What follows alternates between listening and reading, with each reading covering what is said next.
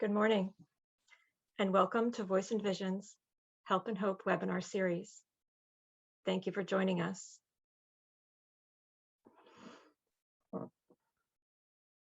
I'm Maria Miller, and I'll be your host for today's webinar.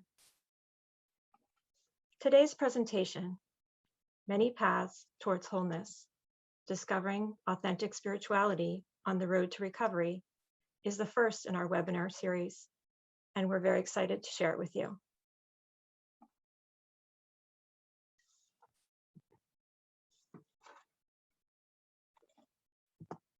To begin, I'd like to first acknowledge our sponsors. A special thank you to the Bucks County Rotary Club of Doylestown and Plant-A-Seed, without whom today's webinar would not be possible. Our program will run for 90 minutes. After our speaker, there'll be an opportunity for questions and comments. The webinar will be recorded. If you'd like to recommend it to a friend or view it at a later time, it will be accessible on the Voice and Vision website under the Events tab. At that time, there will also be a resource page with links to explore many of the concepts our presenter shares today.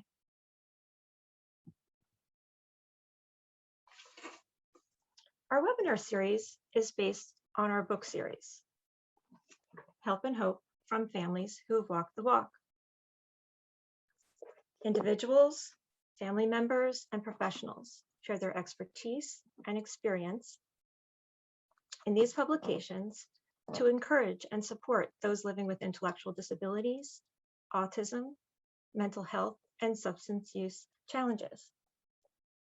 These courageous authors share practical information, essential resources, and are the voices of those who walk the walk, letting others know they're not alone in their journey. Help and Hope books are offered free to individuals and families. If you'd be interested in upcoming distribution events, please reach out. If you'd like a quantity of books for your workplace or organization, please contact Voice and Vision for more information. Contact information will also be available at the end of the presentation. The information presented here today is to inform individuals and family members of the benefits of a multifaceted recovery support system, spirituality being one of those components. We encourage our viewers to seek professional, medical, and therapeutic supports that meet their individual needs. If you decide to use any of the resources presented today, please involve your physician, therapist, and your recovery team so that together you can work towards health and wellness. And now, it's my pleasure to introduce you today to Nina Marie Corona. Currently a Doctor of Ministry candidate at Fordham University, Nina possesses a Master of Arts in Christian Spirituality from Loyola University, Chicago, and a Bachelor of Arts in Studio Arts from Muhlenberg College. Nina also obtained education certification in alcohol and drug counseling from Villanova University. Nina is the founder of We Thirst Ministries and the creator and facilitator of the popular program We Thirst, Christian Reflections on Addiction, which is now available on video.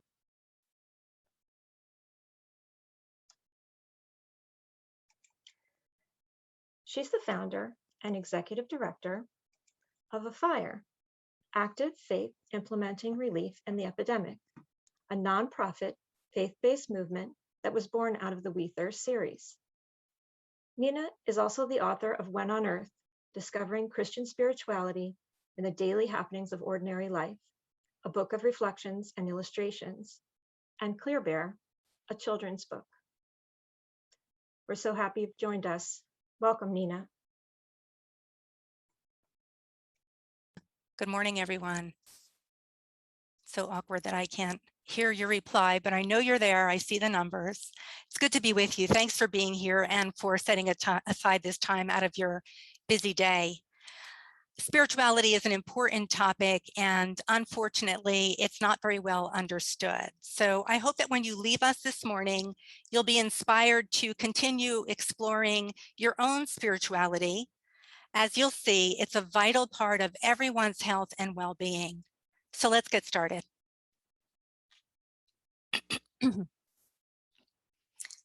Here are some of the goals I have for today. By the end of this webinar, you should be able to understand the nature of authentic spirituality, better understand the connection between substance abuse and spirituality, be aware of some basic history of spirituality in recovery, understand the evidence-based role that spirituality plays in addiction recovery, and you should be able to compare the various types of spiritual recovery resources, or the many paths to wholeness, as the presentation is named. I want you to know that I'm not here to suggest to you one path over another. As I wrote in the article for Voice and Vision's Help and Hope Guide, often when you first reach out for help with addiction, you'll be referred to 12-step programs. They've been around for decades and have helped countless people, right? And I'll be discussing the various types of 12-step programs because they are an excellent option. But I've also met many people who have not been able to recover through the 12 steps, and they often feel very alone because of this. Or they feel that they're doing something wrong. You know, they're not getting spirituality right. Keep in mind here that when I talk about recovery, I'm talking about those who have struggled with addictions and their loved ones too, because recovery is for everyone, right? And all of these principles that I'll be discussing apply to everyone involved. But one young man that I worked with in another type of recovery program, it wasn't a spiritual program. He said he felt that he was only at this program because he was a loser.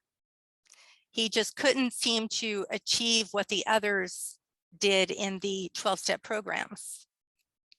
And so whenever he attended 12-step meetings, he always felt even worse about himself. He felt not only could he not remain sober, but he couldn't seem to find God either, right? So I don't want anyone who is trying to recover to feel this way. There are many paths to discover one's spirituality, and I hope that that will be a bit clearer after today's webinar. So let's begin with our first poll. It's often said that addiction is a spiritual disease. What are your thoughts on that?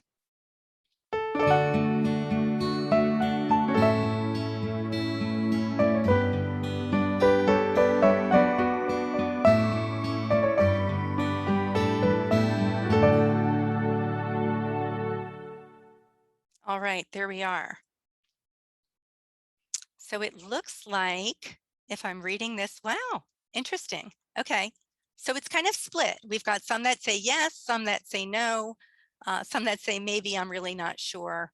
And then the smaller number said it's just not that simple. Okay, thank you for participating. Let's see what the research has to say about that. For many people, spirituality is the only way to recover from addiction. They don't want to hear about medications, therapy, counseling, or any other type of recovery path, right? And so there's a lot of stigma that I've observed in some recovery circles that causes a lot of people to remain stuck, afraid to try another recovery option, because they believe that they're not understanding the true nature of addiction as a spiritual disease. Addiction is nothing if not complex. Spirituality is absolutely one important part of recovery, but I don't believe that we should simplify it to say that it's a spiritual disease.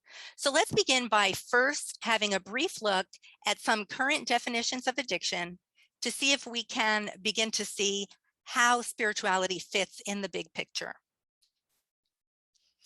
The American Society of Addiction Medicine recently updated their definition of addiction, and they say, addiction is a treatable, chronic medical disease involving complex interactions among brain circuits, genetics, the environment, and an individual's life experiences.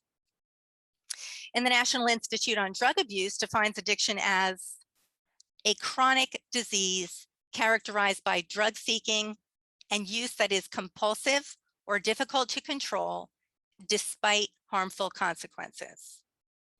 So isn't it interesting that we don't hear anything specific here about spirituality in these definitions, and yet if you go into treatment, you're most likely going to be offered a spiritual solution.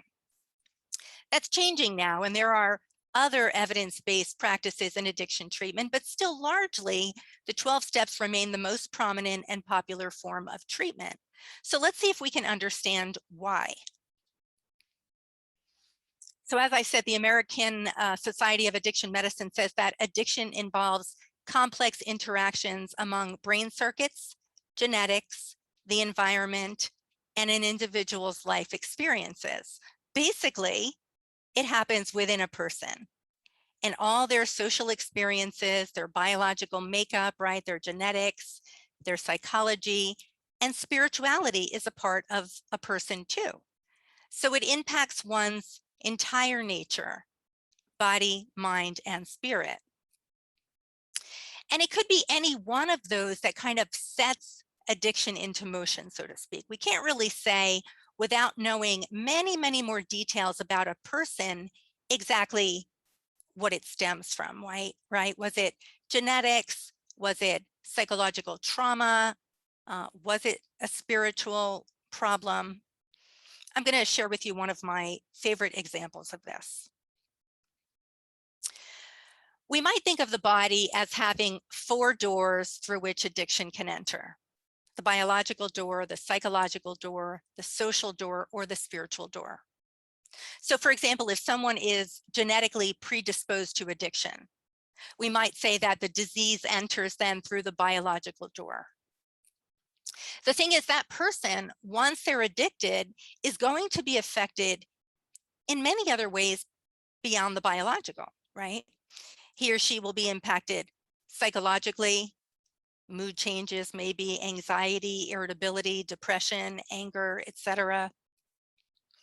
Socially, right, from relationship issues to employment issues, maybe financial or legal problems. And this person will also be affected spiritually. And that can look like maybe a violation of personal values, a lack of meaning and purpose, disconnection from reality or from others.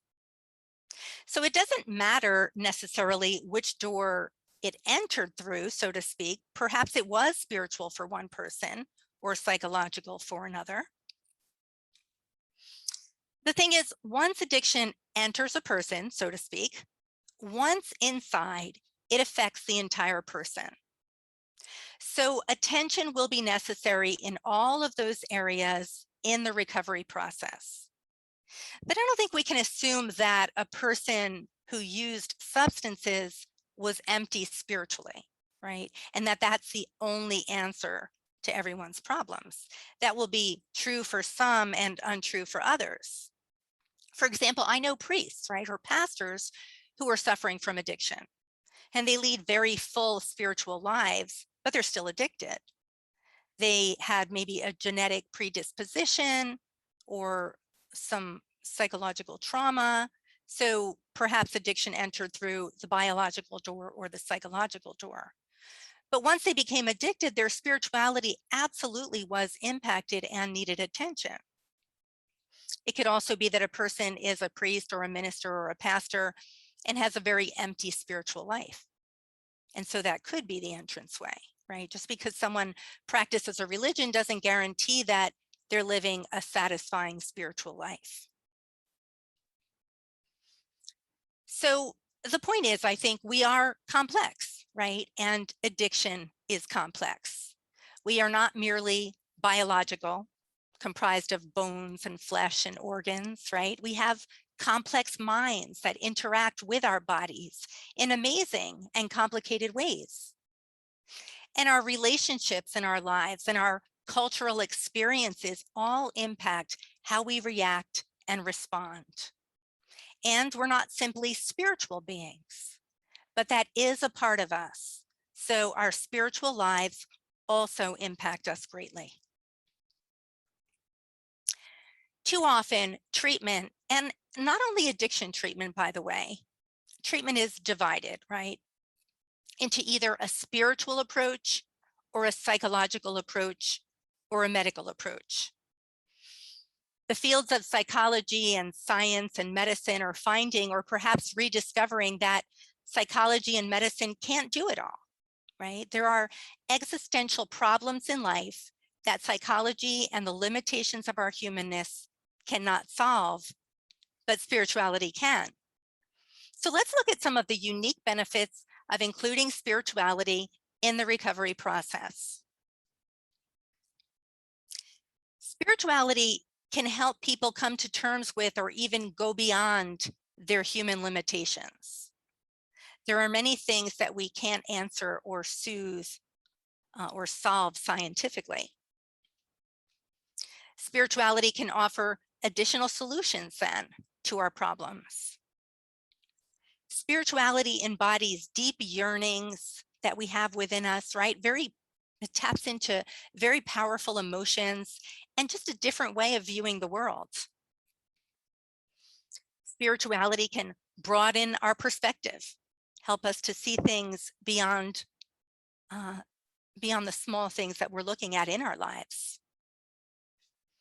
Spirituality can help us to discern deeper truths in life. It can help us to locate timeless values that can really ground and direct a person in shifting circumstances. And boy, don't we all need that, especially right now. With spirituality, our problems take on a different character, right? They might have more purpose or more meaning. We might be able to see them in a new way. Spirituality can provide answers to seemingly unanswerable questions. And spirituality can provide a means of support when other supports are lacking in our lives.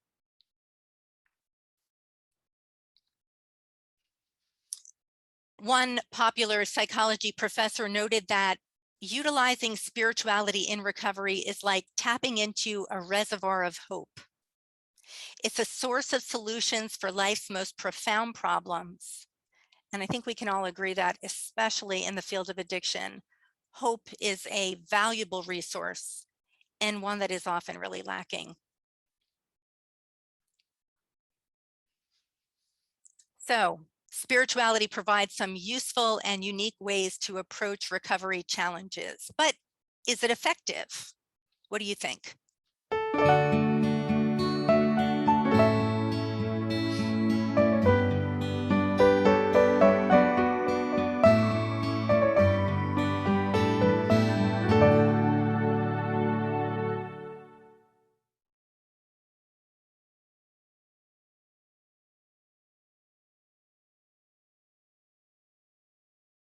All right, let's see. Here are the results. Yes, absolutely. The overwhelming majority say yes, absolutely.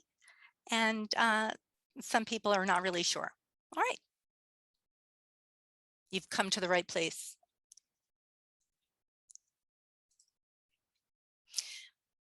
Research has shown that those who are spiritual or religious are healthier than those who are not. And this is from a lot of researchers, right? Not just one research study. And they have found that spirituality helps people's recovery from many emotional disorders, anxiety, depression, and substance abuse is included in that. This shouldn't be surprising to us, right? And yet it often is, because we live in a society, I think, that greatly values those things that can be prodded or observed, right? The physical things.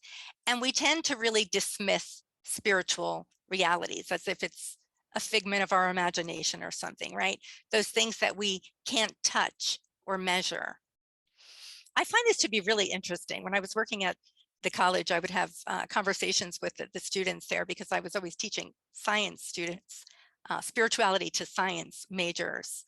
And NASA actually says that those material things that we can observe, those things that we can touch and prod and measure, they actually account for the smallest proportion of the universe, somewhere between 1 and 10%. So there's a heck of a lot going on out there that is not visible or measurable to us.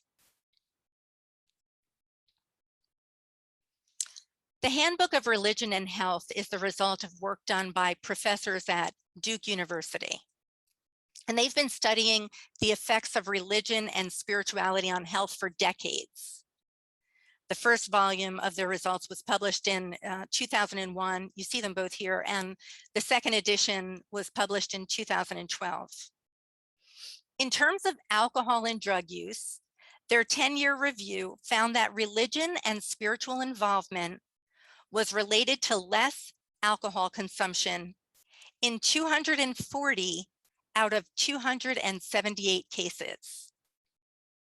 86% less alcohol consumption in those who had some involvement with religion or spirituality. And they found less use of drugs in 155 out of 185 studies, 84%. It's pretty significant, right? The National Institute on Drug Abuse also has done some research on this, and they concluded that religiosity or spirituality significantly reduce relapse. And they support stronger spirituality during the recovery process. So you see this chart here. It's a chart that shows the results of that study in 2015. If you look at the purple bars there, they show the results of the people who included some form of religion or spirituality in their recovery.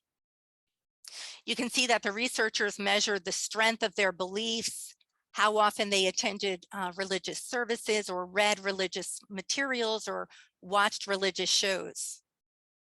And they also observed how often people prayed or meditated. One of the things that their research revealed was that those people with the lowest spirituality actually had the highest relapse rates. They reported that regular spiritual practice, especially weekly attendance at some type of religious service, is associated with significantly higher remission rates. They also reported that those who were spiritual or religious were between 7% and 21% less likely to use substances like alcohol, cocaine, heroin, and marijuana than the people who were non-spiritual.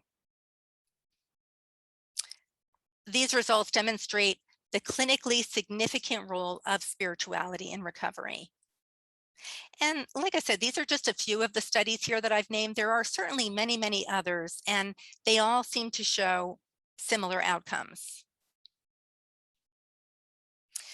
The importance of spirituality in recovery was known long before these studies by the experiences of many people. So I want to travel back here to the 1930s to an encounter that would eventually have a big impact on the formation of Alcoholics Anonymous and the spiritual program of the 12 steps. In the early 1930s, psychiatrist Carl Jung had a patient named Roland H. Anybody involved in the 12 steps out there, you probably already know this, but it's fun to talk about. It's an amazing story. So Roland was a wealthy American who was suffering from alcoholism. And after a year of treatment by Dr. Jung, Roland seemed to be recovered, but then before long, he resumed drinking again. So he went back to Dr. Jung for help, but Dr. Jung said that there was no more treatment available for him from a medical standpoint. Dr. Jung told Roland the only hope for him was a spiritual experience or a spiritual conversion. And he told Roland to join some sort of a religious group. So Roland followed Dr. Jung's advice and he joined what was then called the Oxford Group. It was a popular Christian movement at the time. And turns out that Roland did have a spiritual experience and he stopped drinking and stayed with the Oxford Group.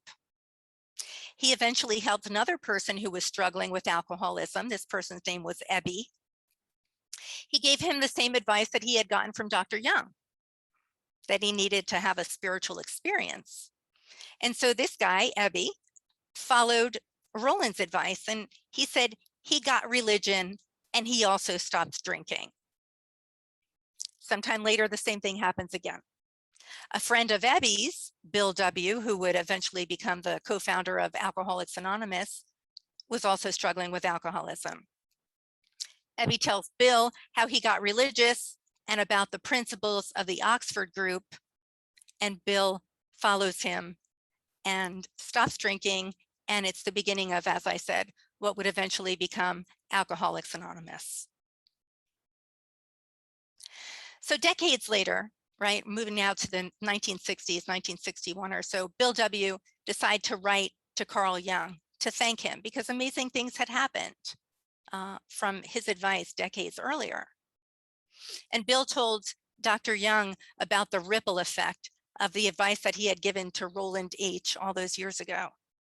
And Dr. Jung wrote back and explained a little bit further. He said, the widespread use of alcohol and drugs was a modern day equivalent of the thirst for wholeness. Dr. Jung said that he believed it's potentially harmful to ignore a person's spiritual needs. So what did he mean by this thirst for wholeness? Well, we might describe it as an emptiness, a sense of being incomplete, something's missing, a sense of feeling unfulfilled. Might describe it as a craving, a longing, or a restlessness. Like I said, you know, a feeling that something's missing in our lives, but we're not sure what it is, right? There's some purpose maybe that I'm called to fulfill, a thirst that can't be satisfied. So what happens is, right, we don't know about this. Some of us feel, you know, I'll be satisfied when I find the right person. Other people use alcohol or drugs to try to satiate this thirst. Other people shop. Some people eat. Some people work at being successful. Some people use sex. But you see, none of these satisfy the thirst. And so the person thinks, we all think, you know, I just have to do more. I have to be more. I have to accomplish more. I have to move somewhere else. But no matter what we do or where we go or who we're with, this thirst follows us. It remains with us. So this is the spiritual thirst for wholeness that Dr. Young was referring to.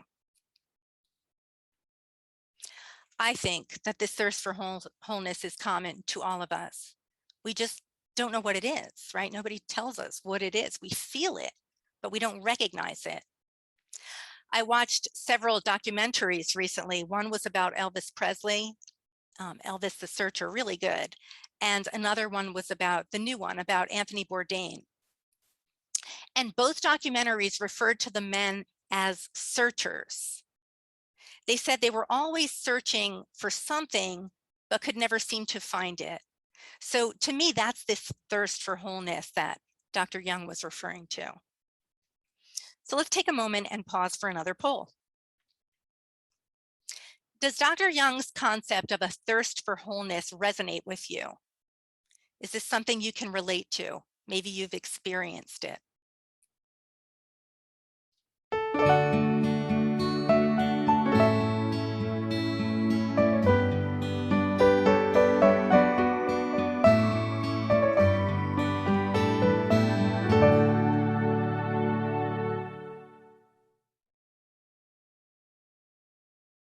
I'm excited to see the results. Yes. 87% say yes. And several people, 13%, say they have to think more about it. I say yes because this is something that I experienced for many years, and the more I present and the more I talk about it, it just really does seem to resonate with so many people. So thank you for sharing. All right, so Dr. Young explained that since the problem was a spiritual problem, a spiritual thirst for wholeness, then he said the solution has to be a spiritual one. He said the solution for alcoholism is spiritus contra spiritum, or high spirit against low spirit. So let's take a look at exactly what that means. Alcohol is sometimes referred to as a spirit, right? And that type of spirit comes from the Latin word spiritum.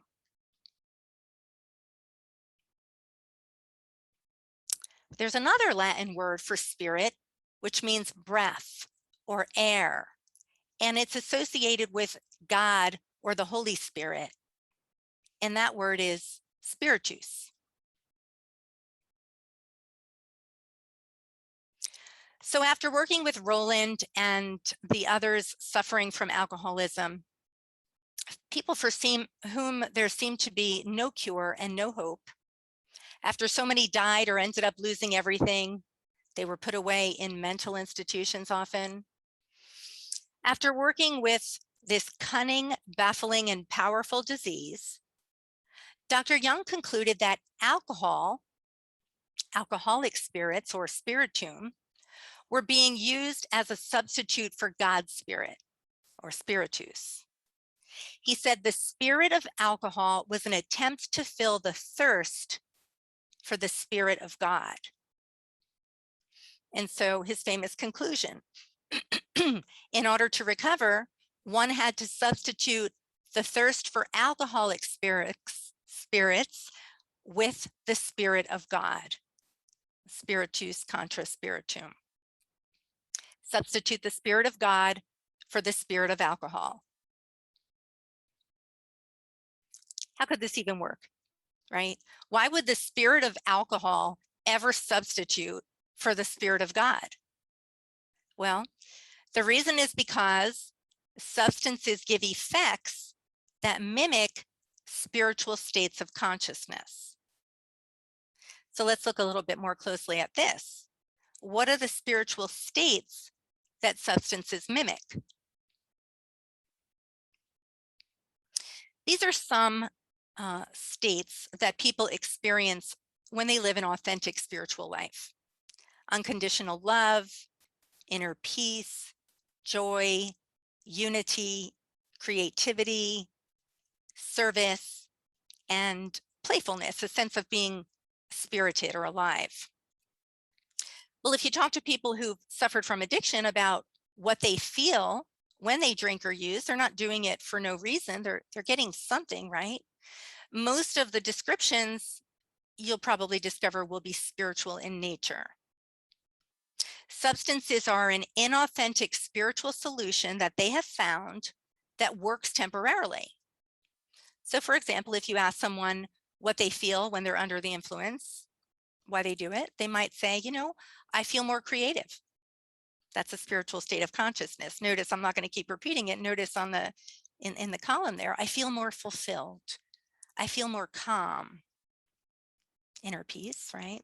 I feel euphoric, joy. I feel bliss, happy. I feel more sociable, more connected, more alive, right? More playful, more spirited. So these feelings that they're experiencing are spiritual states of consciousness, although they're not authentic spirituality. And I'll discuss more about that shortly. So let's look a little bit closer at this. I'm going to read a poem called We Drank, which I think really pulls this concept together. And as you listen, see if you can hear the spiritual state of consciousness that the person was seeking when he or she drank. And it may not be immediately obvious, but if you think more about it, you can find it somewhere underneath. I'm going to try to play music in the background, and if I'm hoping it won't be too loud, so let's try it.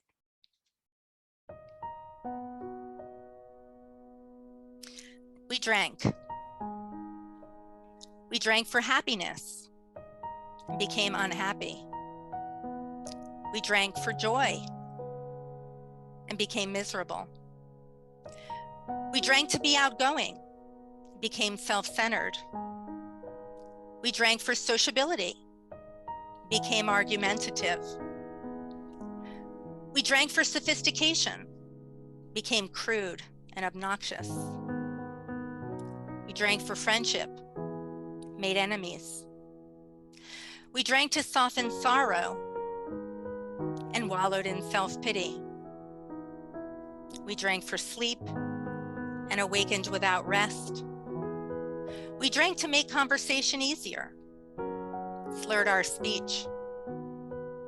We drank for warmth and lost our cool. We drank for coolness and lost our warmth.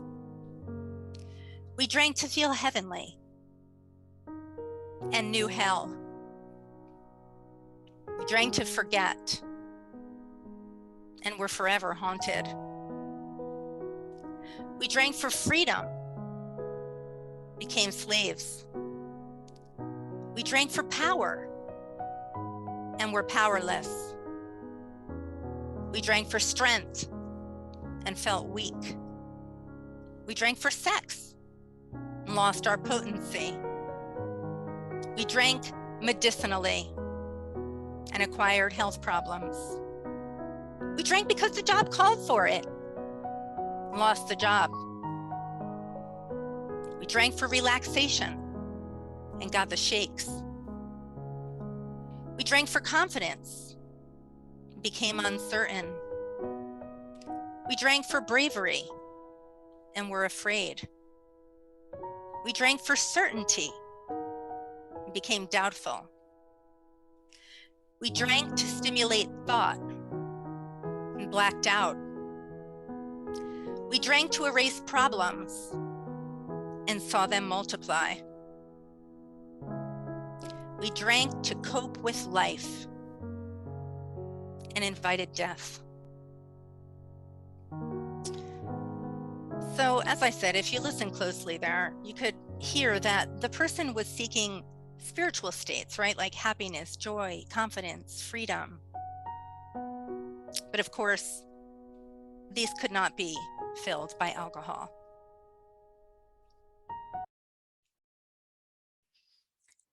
So substances may temporarily satisfy a spiritual thirst, but eventually it will no longer work. Substances may give effects that mimic spiritual states of consciousness, but they will never satisfy one's spiritual thirst or needs. And here's why. Because authentic spirituality is not a state of consciousness. Authentic spirituality is an experience.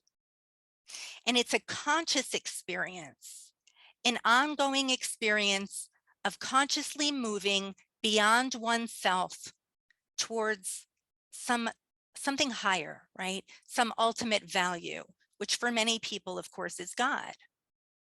Moving towards higher values, towards others, and higher spiritual principles. As it says here, the spiritual malady is a hole in the soul that can only be filled by spirit. So until we satisfy the thirst in some authentically spiritual way, we're going to probably continue to experience this thirst for wholeness that Dr. Young was talking about. So I want to focus for a moment on this experience. As I said, spirituality is not a state of consciousness. It's an experience, a conscious experience that one chooses, right? It's not something that happens to you from taking a substance, for example. It's a choice. William White, very popular researcher and writer on addiction studies. And he says this about the spiritual experience. It's an experience that is transformative. It's informative. It's very healing.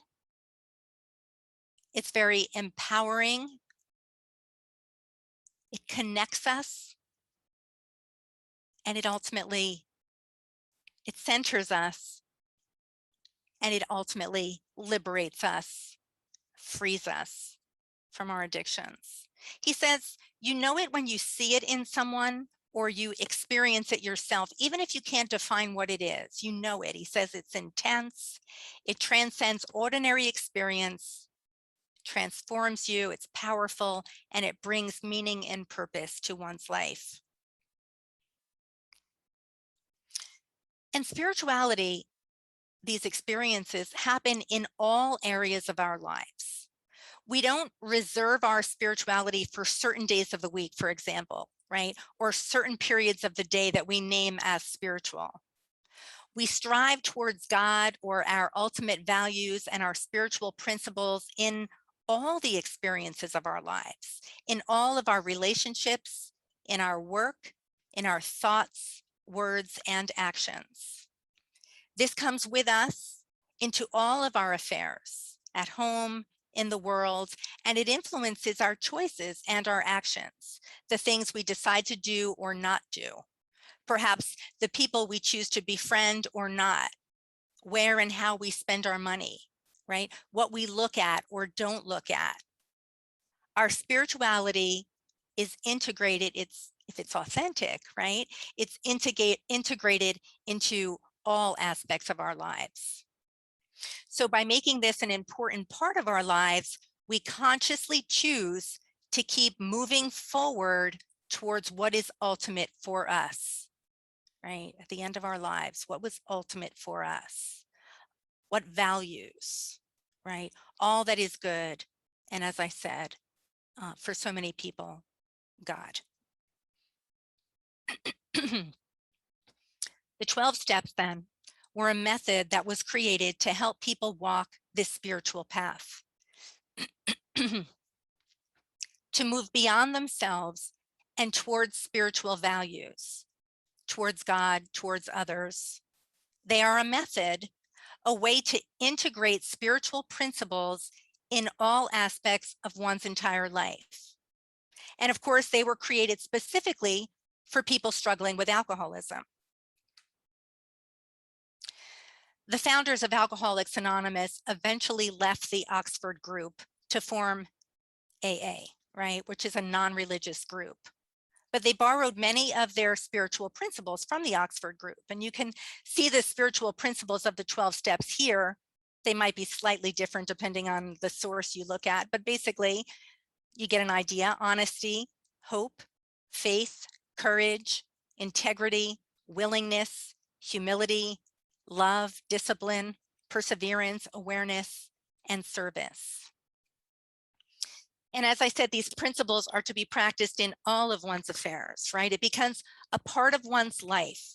It's not a feeling, or it's not reserved for certain times or certain rituals. It becomes one's very goal in life to live in this manner and to strive for these principles, which is much easier said than done, right? So I said at the beginning that the 12 steps are one spiritual method, but they are not the only one. I hope this information helps us to understand the spiritual foundation and the principles that the steps are built upon. I think it's important that we understand the steps if we're in recovery or even considering them, so that we understand that they are certainly built upon solid spiritual principles, and they are an authentic spirituality. But yes, there are certainly many other spiritual paths. What are some other spiritual paths? If you're religious, your religion certainly can be a very important part of your recovery, and it absolutely can fulfill your spiritual needs. Religions provide us with a method also, so to speak, right, for our spiritual journeys. They have rituals, beliefs, and practices, ways to walk an authentic spiritual path. So religions provide handed down traditions of spirituality. They give us companions on our spiritual journeys and wisdom for life that has been tested throughout the ages. Matt Talbot comes to mind here. He was a poor Irish Catholic in the 1800s. He suffered from severe alcoholism, started drinking at a very young age. And his Catholic faith ultimately saved him from his alcoholism. If you want to learn more about Matt, you can look online if you're interested. I'll provide you with a link that I did to an online retreat about him. Today, there's a retreat movement named after him, the Matt Talbot Retreat Movement. And these are groups of recovering people around the world who gather together on retreats throughout the year to nurture their spirituality. So Matt came to mind because he's just one kind of famous example of how religion can absolutely be utilized as one's spiritual path in recovery, because, and especially for Matt, this was long before the 12 steps. And although the steps were initially created as a non-religious program, there are many, many groups that have evolved from them that make adjustments to the steps so that they're compatible with most religions. So in other words, you don't have to give up your religion to be spiritual or to work the steps. And you see some of them listed here: Buddhist, Muslim, Christian, Jewish. And of course, these are all also adapted, the steps and these religious kinds of them are also adapted for loved ones too. So if you're looking for these resources, I've provided a link there for you, and it'll be in the packet that I think Maria will give you. Faces and Voices of Recovery.org is a good website to discover these. So here's the thing about religion, right? Stigma has long been a problem with addiction, and I think especially in the religious realm. Much of my work with We Thirst Ministries over the past 5 or 6 years has been trying to alleviate this stigma. I want everyone who is struggling with addiction or their loved ones to be able to turn to their religious communities for support and guidance, to experience the faith, hope, and love that a religious community can provide. And I personally believe that has to begin with education. So that's been our focus. So I'd like to take a moment, and it'll give me a chance to clear my voice here, to share with you a trailer for an educational video that we released just before the pandemic. And that's really changing the thinking around this topic within the religious realm.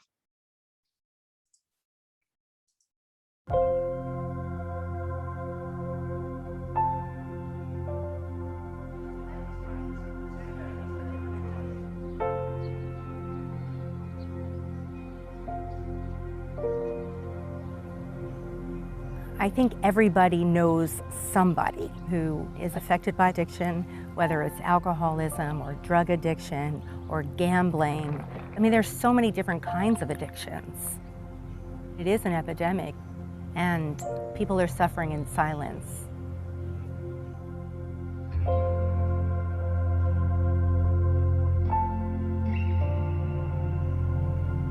I believe the church is the answer. We have everything we need right here in the church. We have professionals, we have counselors, we have people who care, we have people with all kinds of gifts, and we need to rise up now because we are so needed.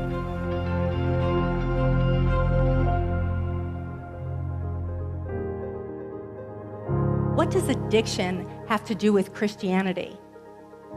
A lot of people think of addiction as being a moral issue, right? And as I was reading and learning throughout the years, I thought, my goodness, this is precisely where we need to be talking about this.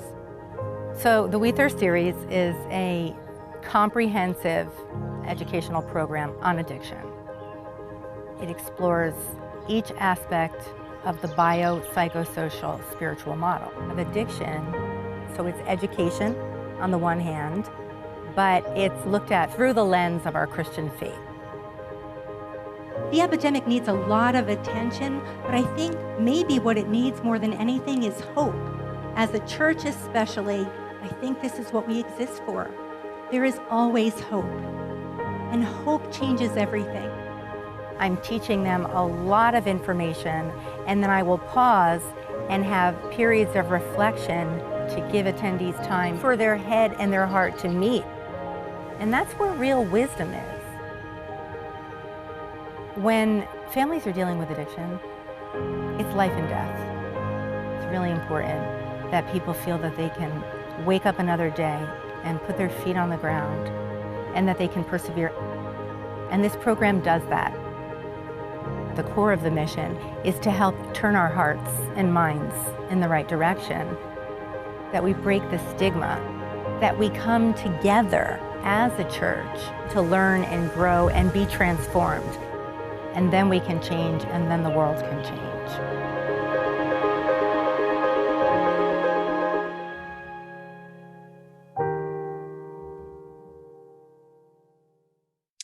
So after viewing the series, church communities are increasingly coming forward to offer some type of programs or services for those in recovery.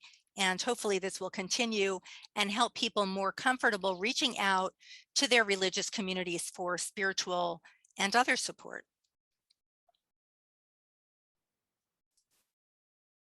One example of one of the churches that responded to this message is one in Allentown, Grace Episcopal. They now offer a recovery worship service the first Sunday of every month. So this is just one example of the ways that fire groups have responded to the message about how faith, spirituality, and addiction can come together to bring healing and hope to individuals and communities. Sadly, many people's spiritual lives feel empty, even though they participate in their religion. So maybe this has been your experience. You're affiliated with a religious group, but you just don't feel like you're walking on a spiritual journey. You're not alone here. The pastor at my church recently interviewed my husband and me for a podcast about addiction and faith, and he commented that he strongly believes that there is, I think he said 99.8 or 99.9% more authentic spirituality in the 12-step rooms than in any church. Quite a comment, huh?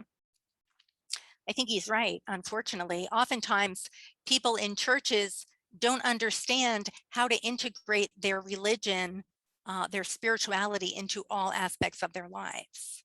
And this doesn't have to be. So if you're experiencing this, you might want to begin by getting a spiritual director. You know, that's not just for religious people, that's for all of us. Attend a retreat. I recommend these all the time. And I had mentioned Matt Talbot retreat movements, which is wonderful because they are people in recovery, but there are many other retreats, right? These are wonderful opportunities to kind of reignite your spirituality. There are many online programs, there are books, spiritual reading is great. Speak with someone that you believe has a healthy spiritual life and find out what they're doing. But be active in the process, right? Not simply a participant at a weekly service, because there is much, much more to religion and to spirituality than this.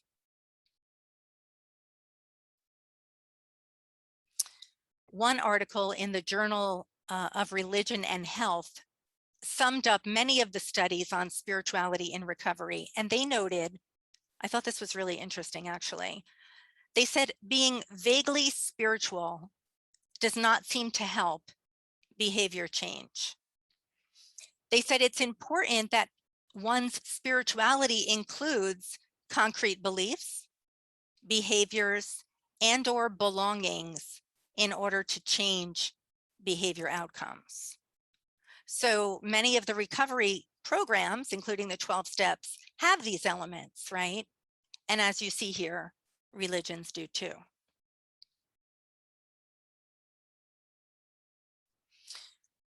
Religion not only can be a method on your spiritual recovery journey, but studies have shown that religion is actually extremely important in the spiritual journey, especially in your recovery process, especially if you are religious anyway, right? And there are, again, numerous studies on this besides those that I mentioned earlier. Columbia University's National Center on Addiction and Substance Abuse did a 2-year study during which they examined the link between God, religion, and spirituality and substance abuse, prevention, treatment, and recovery. I'm going to put up the quote here as I read it so you can see it. The chairman and president wrote a statement accompanying the results of the report, and here's what he said.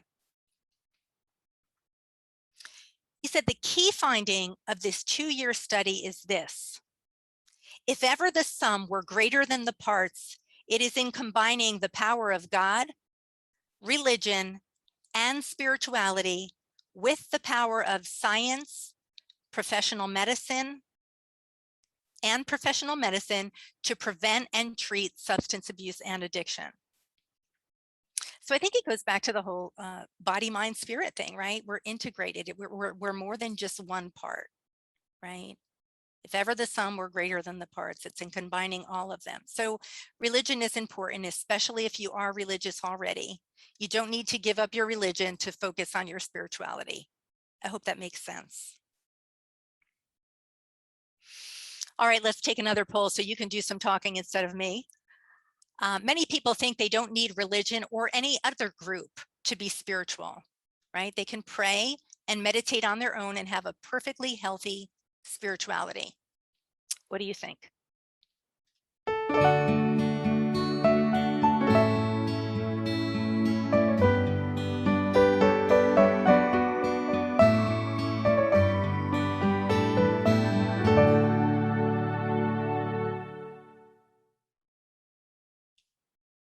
All right, I'm anxiously waiting for the results.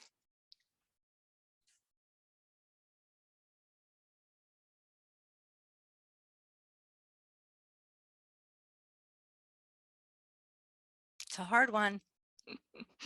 Let's see. All right, we're kind of divided. Let's see. 47%, yes, I think so. What was the second one? No, not at all. 20%. Nobody couldn't decide. And then they said it's not a requirement, but it can be helpful, 33%. All right, let's move on and see what I can say about that.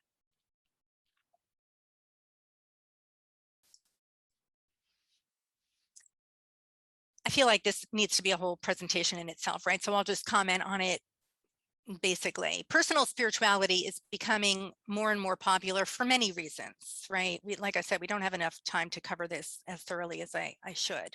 But one thing that I want us to keep in mind, because I've done a lot of reading on this, remember that authentic spirituality is always about self-transcendence, moving beyond ourselves towards others, towards goodness and justice, and as I said, for many, towards God. Ideally, and we know this doesn't always happen, but ideally, a spiritual or religious community will help to keep us on track, right? To keep us in check so that we don't fall into a sort of narcissistic spirituality, because it's very easy for us to tell ourselves we're doing just fine, right?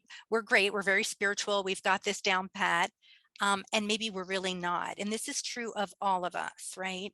And it can be very easy for us to become, I have experience with this too, myself personally, it can be very easy for us to become selfish in our spirituality, for it to become about us and how we feel about ourselves, right? And then maybe to become blind to the ways that we're falling astray. Yeah, I've totally done this. So ideally, an authentic and healthy spiritual community will help us to move forward in a way that will give life to our spirits and then to the world through us, right? And besides that, we're social beings. So we're made to connect with others. And for most of us, we're going to need a community for this, and we'll want to take advantage of the traditions and the rituals and the practices and the prayers and the wisdom that the group has and that they've gained throughout the ages. So those are just some thoughts on that. No right or wrong here. This type of thinking that, I have to look beyond myself, I have to kind of, listen to the input of a group and the wisdom of the ages, it's probably going to require us to humble ourselves, right? We don't like being told what to do. We think we know what's good for us, right? When we embark on an authentic spiritual path, we're likely going to discover that we must humble ourselves, be open to receive something much greater. Humility is recognizing that we are very small in the big scheme of things. All the power, all the knowledge that we think we have really is, truly is, a speck of dust in the vastness that surrounds us. And I love this picture for that. Humility, some say, is being teachable, regardless of what you already know. And humility is a very important part of one's spiritual journey. Ken Pargaman is a professor of psychology at Bowling Green State University who is known nationally and internationally for his research on religious beliefs and health. And he explains that while psychology is largely about control, its emphasis is on helping people to maximize control in their lives, like control over our thoughts, cognitive behavior therapy, maybe psychoanalysis, control in making the unconscious conscious, right? And so on. He says spirituality is about letting go. And it is through this letting go that we then gain control. It's a letting go of trying to control situations that we're unable to control, and trusting that God or one's higher power can do more for me, or those things for me that I can't do for myself. And this is essentially what faith is, right? Letting go and trusting in something beyond us, realizing that we don't have all the control. There are limits to what we can control, and many things are simply beyond our own power and control. So faith is living in trust that God or one's higher power, and surrendering to this. And in that letting go and in that surrender, peace is restored and a sense of control then is obtained. It's an amazing thing. But Pargaman says that there are other ways that people can incorporate their faith into their lives, right? And one of them is not surrendering to God or a higher power, not in letting go, but in collaborating with. And that's why I put these handshake here, right? Kind of working together. We're all different. And this is really important, right? We all have various personalities, various backgrounds. So the way that we live out our spirituality is going to be different for each of us. One person might experience a great hope and peace and have a very meaningful spiritual life through surrender. But another person may not. And because of their circumstances or experiences, surrender may be a very difficult concept for some people. And we can all, I'm sure, imagine why, right? So they may be better able to cope and gain control in working together with God, collaborating, right? So this person might say, I know I can't do this on my own. I know I don't have the control, but together with God or my higher power, I can. And so by working with God hand in hand, so to speak, we work together through those things that we can't do on our own.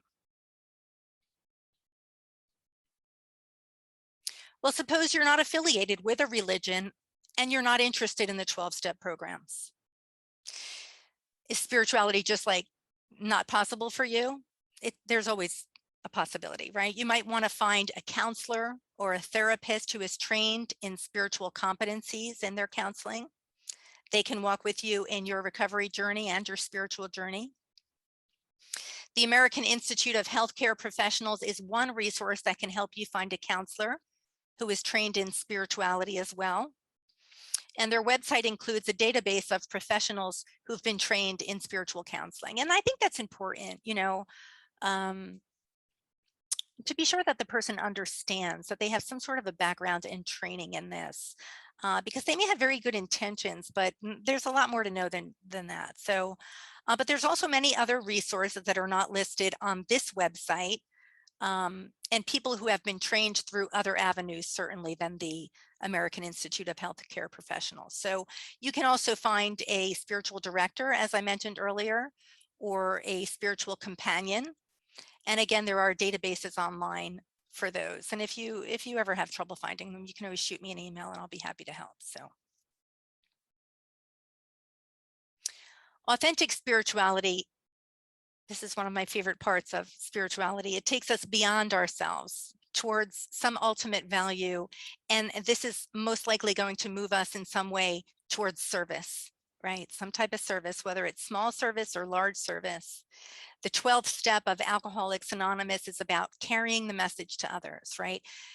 Not getting lost inside by ourselves and how enlightened we've become and how spiritual we've become, right? It's easy to do that. Those who are authentically spiritual want to bring the fruits of all of their spiritual experiences into the world for good.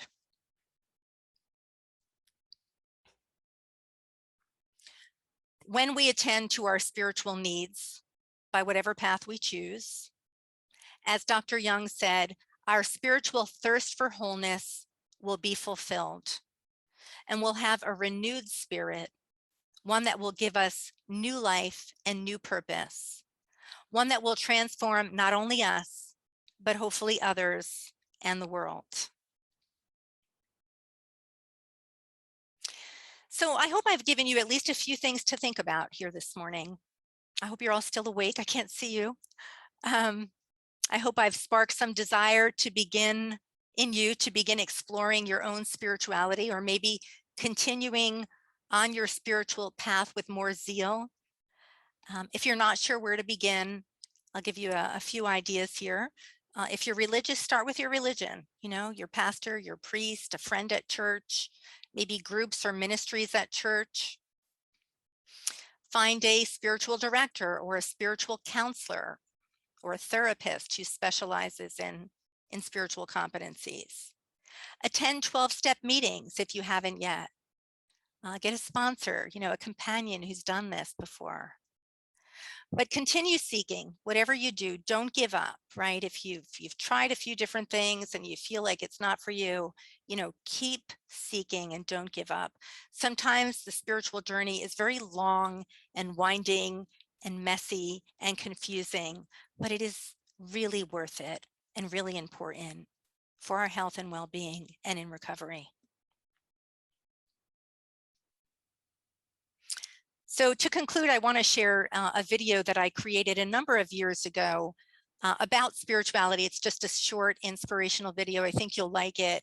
And I thought it would really help to kind of pull together some of the ideas that were discussed here today. And I hope that it will leave you also feeling spiritually moved and inspired.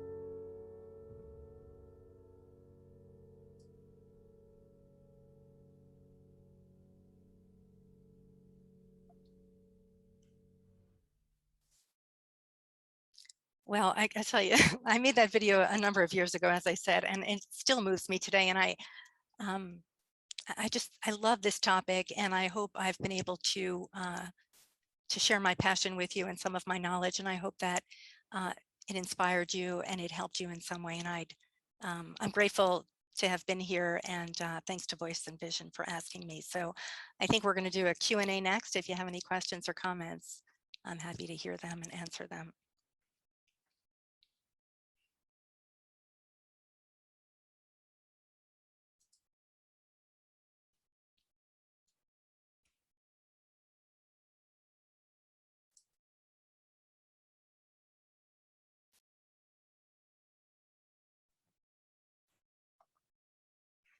Thank you, Nina, so much. You certainly did share your passion with us.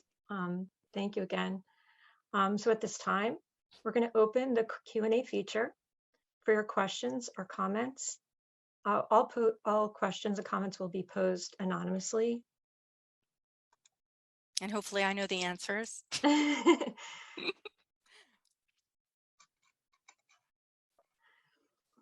Okay, our first comment we have, Nina, is this was excellent. Thank you. The human service system talks a lot about separation of church and state, especially in mental health. How do we talk about the need for spirituality and recovery with mental health challenges? You know, it's an ongoing problem. You know, there's no easy answer to this, because that's why I'm always about education, because I think until we really help people to understand, they're kind of closed off. But it sounds like maybe the person who asked the question is in a counselor, maybe a professional, I'm not sure.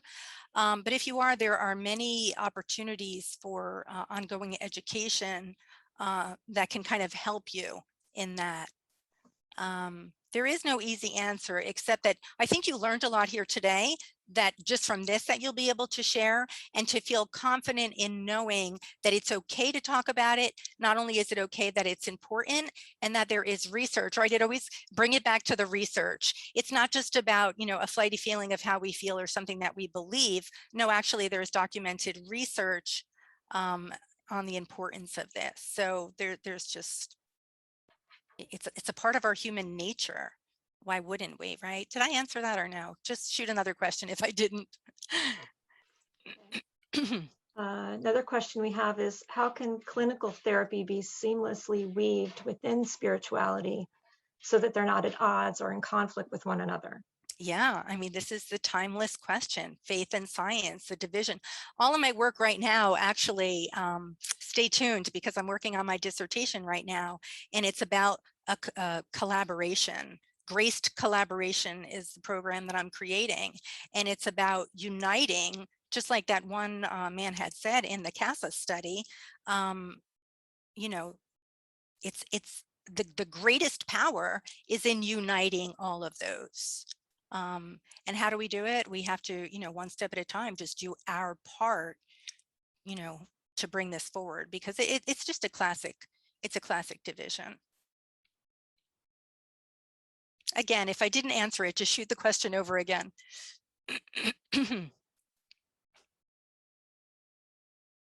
I can't hear you, Maria. Sorry about that. Okay. We have a few additional comments. One is, thank you for the excellent presentation. One person is asking, what is your definition of spirituality? That's a great question.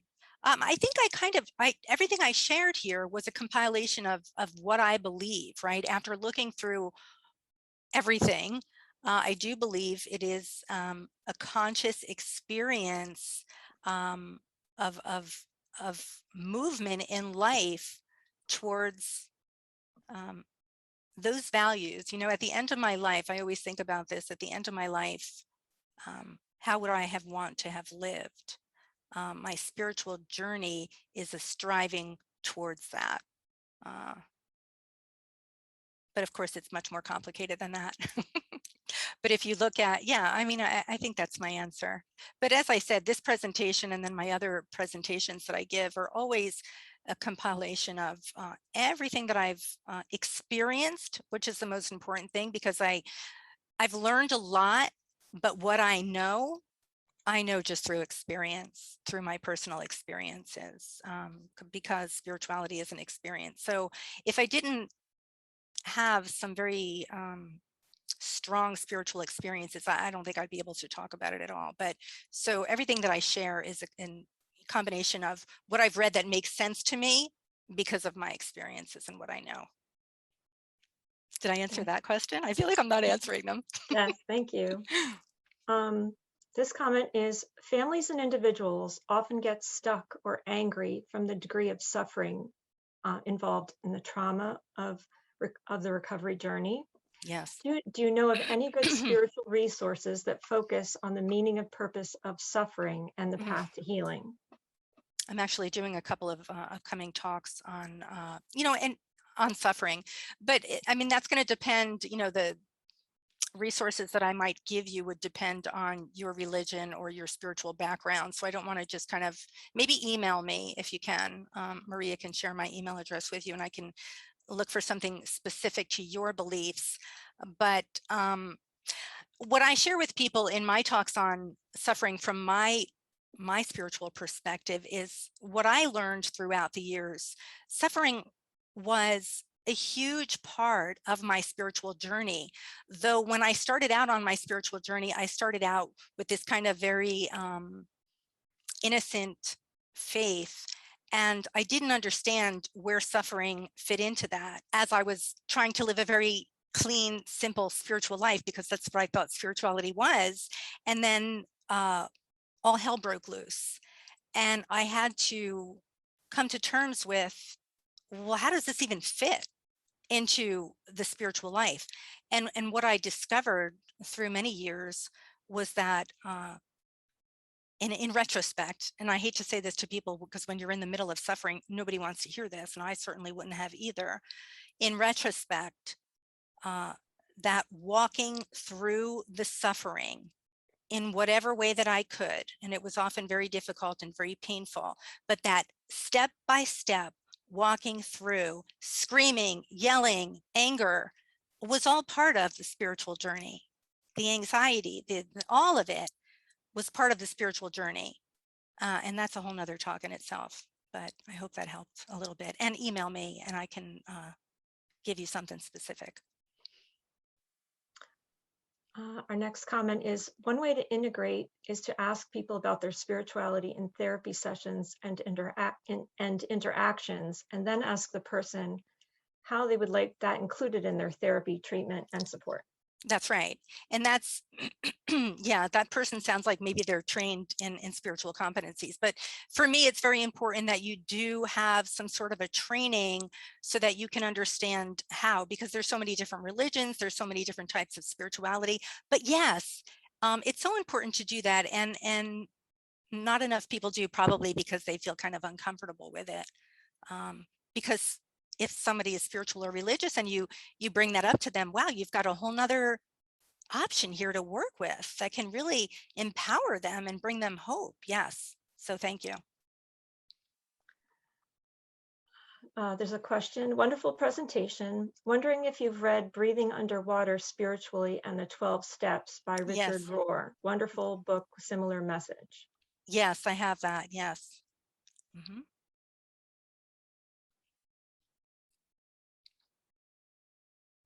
Perhaps everyone could share, if you'd like to, and share, and invite you to, if you could take one takeaway that really spoke to you today, maybe you could share those with Nina in the Q&A. Someone commented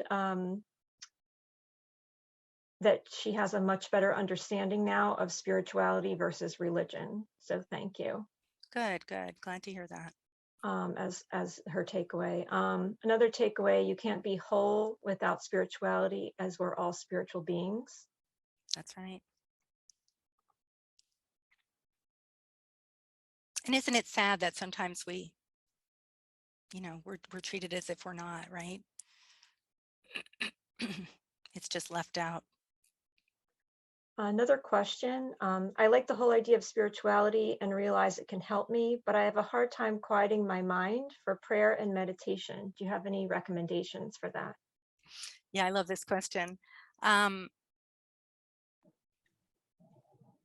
Yeah, it depends on the person. I've worked with people in recovery. I remember one time I was talking to a group on retreat, a group of men in recovery, and I was telling them about the importance of silence, entering into the silence. And the one guy looked at me like I was losing my mind, and he said, do you know what happens to me when I go into the silence and I try to just let my mind, he said, like, you don't want to know what the things that I see. I won't even repeat here because we're recording this, what he told me he sees. Meditation, all of it really, and prayer is a practice, right? Meditation especially. I don't think we need to get to a place where we're all kind of, experiencing nothingness or just like at oneness with God. I think that, we keep kind of going there and entering into it and trying, and sometimes it goes well and sometimes it doesn't, but we keep persevering in that. Or the other thing is that because we're all different, which I had mentioned earlier, for some people that is not a good thing. That is not a good way to pray. For some people, walking may be a good way to pray. Jogging, actually, and it's not an either or. We go through different phases in our lives. I used to feel very spiritual when I was on the elliptical and I was listening to spiritual music, and I would connect that way. Now that doesn't work for me. Now I'm much more into the silence. So I think that two things, listen to yourself, get to know yourself. That's going to be a process of number one, trying to lean into it, lean into the silence and lean into and then just keep working with it. But if you find out you're becoming more anxious and this isn't working, well, then you find another way, right? Maybe walking, maybe bike riding, maybe spending time in nature or those labyrinths or whatever. Yeah, I hope that helps. Another question. I belong to a church and have reached out to my pastor and others for support. They don't seem to have the necessary tools to assist me. What should I do? We have on the Afire website, which I think Maria will provide you, peopleafire.org is set up to provide resources for churches. And we have pages and pages of resources for churches. So you can begin there. You can also contact me and we'll see how we can help through Afire. Okay. Yeah, it's funny because churches are so afraid of this topic. I've had pastors tell me, well, I don't know anything about addiction. And I said, well, what do you know about cancer? I mean, you provide support for people with cancer. Why is this any different? So it speaks to the stigma, but we just have to keep persevering and breaking through that. So we'll do what we can to help you. Look at peopleafire.org under resources. And if you need more, just email me. And then we just had another comment that they really enjoyed the visual nature of your presentation. Good. We're grateful for that. I'm glad. That way you didn't have to just look and listen to me the whole time. As we conclude the Q&A, I just have a few other things. Before we say goodbye to Nina's image, thank you again so much, Nina, for sharing this very needed topic with us today. Appreciate it very much. You're welcome. Thanks for having me. Have a good day, everyone. Thanks for being here. I just want to again thank Nina. I want to thank all the attendees for being with us today. For all of you that provided questions and comments, thanks so much. Just a few reminders. You will be receiving an email from the email that you provided when you logged in today. We really appreciate your feedback and let us know what topics you'd like to see in the future. We'd really like that. Also, you will get another notification when the recorded webinar is posted to the Voice and Vision website. If you go there and click on the events tab, it will be posted there. Also, the resource page will be available at that time. I'm going to talk with Nina. I'm going to add an email address for her to that resource sheet that's not currently there, so that you can get in touch with her with the resources from the resources that she mentioned.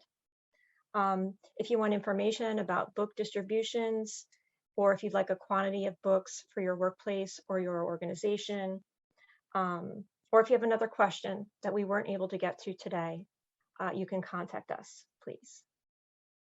Thank you again so much. Have a great day, everyone.